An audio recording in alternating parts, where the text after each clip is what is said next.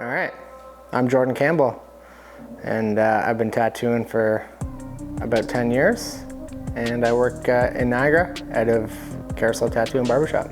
Yeah, fine line black and gray is what I do, and I just think it ages really well. I love the look of it.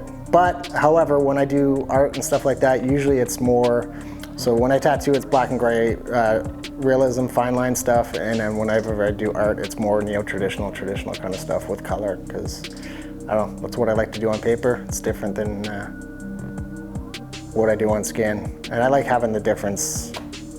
It kind of breaks it up, so I'm not always doing the same thing. Yeah, I started getting into art as a kid in school. It's kind of all I did was just draw, doodle on my notebook. But I love to draw a lot, and so I'd say probably my interest in tattooing peaked at that time too when I was in school. Whenever I'd see somebody with tattoos, I was always fascinated. I grew up in a small town, so there wasn't even a tattoo shop. But yeah, whenever I saw somebody with tattoos, it just seemed like that person's got some life experience and some stories to tell. So I was always fascinated by it.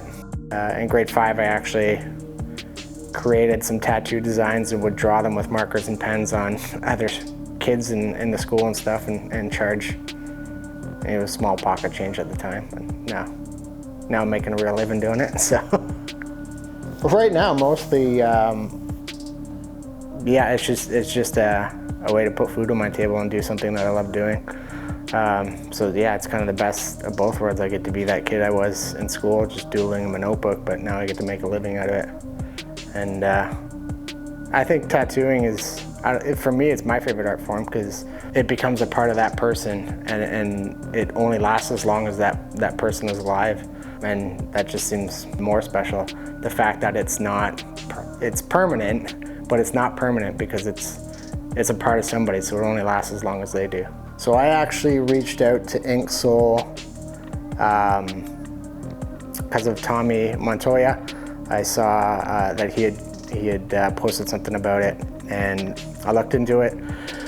And then just, yeah, the fact that it's to raise money for suicide awareness and that kind of thing and mental health, that's a big deal to me in my family and among my friends. Some of my closest friends, both mental health and suicide has been a big thing that's affected my life. I had a brother. We weren't close growing up because he's 20 years older than me, and he actually committed suicide a few years back. But I got to see the impact that had both on my parents, and then he had kids and a family too as well, so I got to see how that impacted them. And yeah, so just to be able to do something to raise awareness and hopefully make a difference. And then just as a tattoo artist, we do a lot of memorial tattoos, and I know even especially for myself, some of those have been memorial tattoos for somebody that's taken their life. So it's always humbling and honoring when somebody asks you to do that, and to know that that's part of their healing process and that we can contribute in that way to them is really something very special. As honored as I am to do memorial portrait when it comes to somebody who's maybe taken their life, as special as those tattoos are, I'd rather not do them. And so I think that if I can use tattooing in a way to help prevent that from happening, so that I never have to do a memorial tattoo for a suicide again, then that's amazing. And yeah, as much as I love tattooing, I'd rather not do a memorial tattoo for that reason.